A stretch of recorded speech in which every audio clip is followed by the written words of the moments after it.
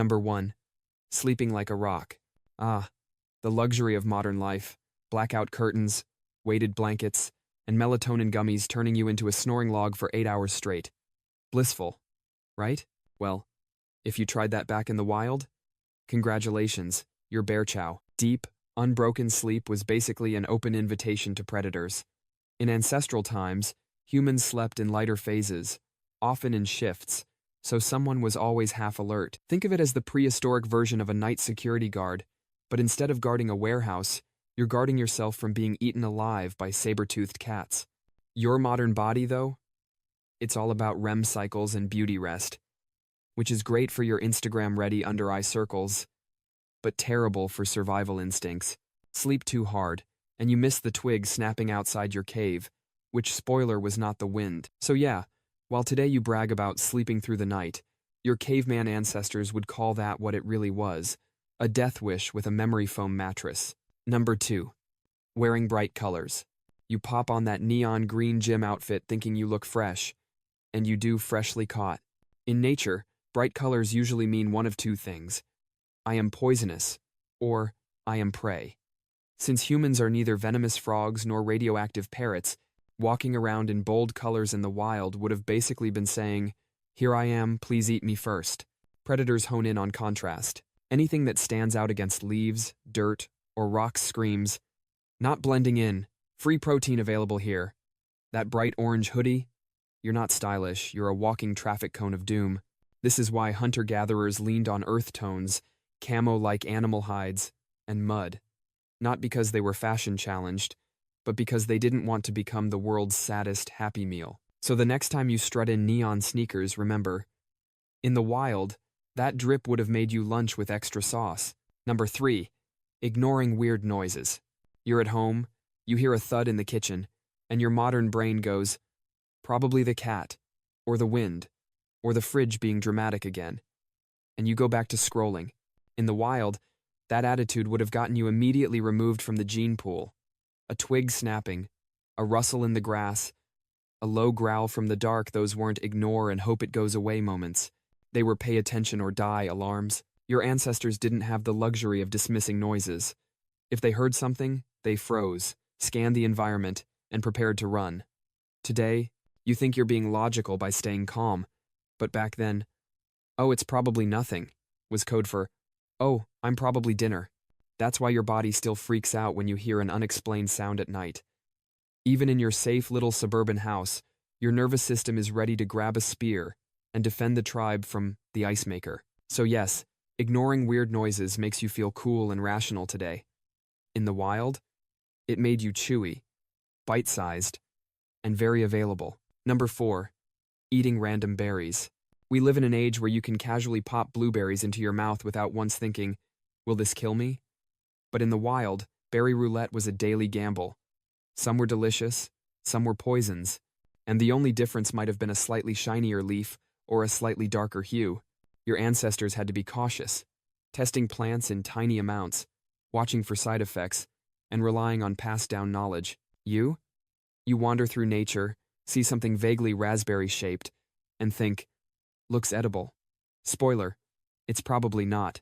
Even today, foraging guides warn that many plants can kill you slowly and painfully, but your modern brain, conditioned by grocery stores and smoothie bowls, thinks everything that looks colorful must be healthy. Gute mistake. Fatal mistake. So in the wild, casually snacking on whatever looked Instagrammable would have made you a Darwin Award winner before the concept even existed. Basically, Whole Foods has spoiled you. Number 5. Daydreaming while walking. You're strolling along, zoning out, maybe fantasizing about telling off your boss or imagining how you'd spend lottery money you'll never win. Perfectly normal behavior today. In the wild, that's how you end up as lion chow before you even finish your imaginary acceptance speech. Hunter-gatherer life didn't allow for, "Oops, sorry, I wasn't paying attention." Every step mattered. You had to watch for snakes in the grass, loose rocks on cliffs, and other humans who might not be thrilled about you trespassing on their berry patch. Losing focus was basically sending out a cosmic RSVP that said, "Predators welcome, snacks available, bring friends." That's why your brain still has a little alarm system. The sudden jolt when you realize you've been daydreaming while crossing the street. That's evolution poking you like, hey, maybe don't mentally rehearse your karaoke set list while walking into traffic. So yeah, spacing out today just gets you honked at. Back then, it got you deleted from existence by nature's delete button. Number 6. Swimming for fun. Modern humans treat swimming like a hobby. Pools, beaches, cannonballs, cute stuff. In the wild, voluntarily jumping into open water was the equivalent of writing, "Please drown me or feed me to crocodiles" on your forehead. Sure, humans can swim, but not well. Compared to, say, literally any aquatic predator, we're basically soggy toast. Rivers had currents that could sweep you away. Lakes had parasites. Oceans, don't even get started. Sharks, jellyfish, saltwater dehydration, all waiting to ruin your dip. The kicker is that back then, people swam only when they had to escaping danger, fishing, or crossing water to survive. Not for fun, because fun in nature wasn't a concept. It was more like, how do I not die today? So your leisurely pool float with a cocktail in hand would have looked like sheer lunacy to your ancestors. To them, water wasn't recreation, it was death soup with bonus teeth. Number 7. Trusting strangers. These days, striking up a chat with a stranger might get you a new friend, a networking lead, or at worst, a boring conversation you regret starting. In the wild, trusting the wrong stranger was a speedrun toward becoming part of their dinner menu. Hunter-gatherer groups were small, tight-knit, and suspicious of outsiders for good reason. Strangers weren't potential LinkedIn connections, they were potential threats who wanted your resources, your territory, or, your actual life. If someone wandered up to your campfire saying, "Hey guys, mind if I join?" The correct response wasn't, "Sure, grab a marshmallow."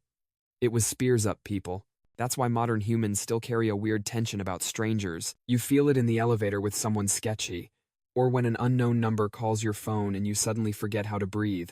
It's your brain's ancient paranoia saying, this could be danger disguised as casual small talk. So while you might politely smile at strangers today, your caveman ancestors would have called that what it really was, volunteering for betrayal. Number 8. Eating alone. There you are, scrolling TikTok with a sandwich, enjoying your solo lunch break. Nothing weird about that in modern society, but in the wild, eating alone was basically like taping a sign to your back that read, "I have no backup. Please rob me." Food was survival. Sharing it with your group wasn't just about bonding, it was about protection. Eating in numbers meant extra eyes, watching for predators, and extra hands ready to defend the meal. Going off by yourself to chew on a rabbit leg in peace? That meant if a bigger predator or rival tribe came along, you were fresh out of allies. Even today, you feel a leftover echo of this instinct. Ever notice how eating alone in a crowded restaurant feels awkward? Like everyone's silently judging you? That's not just social pressure. It's an ancient whisper saying, "You're vulnerable. Find allies." So yeah, eating alone now just gets you side-eye from a waiter. Back then, it got you side-eye from a predator planning its entree. Number 9. Sitting with your back exposed. At Starbucks, you grab the chair in the middle of the cafe, back to the door, sipping your latte like you own the place. Cozy, right? In the wild, that was basically the equivalent of slapping a post-it on your spine that said, "Please ambush me." Your ancestors were obsessed with visibility and cover. Caves, trees, campfires, anywhere you could sit with your back protected and eyes on the open space. Why? Because predators and rival humans loved sneaky attacks. If you didn't see it coming, you weren't around long enough to complain. This is why, even today, people gravitate toward corner booths, seats facing the door, or spots with a wall behind them. It feels safe. It's called the primal seating preference, and it's so hardwired that office design, restaurants, and even casinos unknowingly cater to it. So yeah, enjoying your latte with your back exposed to the room is fine in 2025, but in 25,000 BC, it was the fastest way to turn afternoon break into surprise bear attack. Number 10. Running just to exercise. Nothing screams modern luxury like jogging around the block in $200 sneakers while listening to a podcast about murder. But back in the wild, running for no reason was a signal that you'd completely lost it. Running meant one of two things. You were chasing food, or food was chasing you. Either way, it was high-stakes cardio with your life on the line. No one was lacing up mammoth hide sandals for a fun jog to clear the mind. If you were burning calories without a survival payoff, your tribe would look at you like, congrats, you've invented death by exhaustion. And yet, our bodies are built for endurance running. Anthropologists argue humans survived partly because we could literally jog prey to death. But here's the kicker. We didn't do it recreationally. We did it because hunger said so. So while your modern jog earns you endorphins and maybe shin splints, in the wild it would have earned you one title, the lunatic wasting energy while everyone else starves. That's all for today. I'll be making similar videos in the future. Subscribe to see them.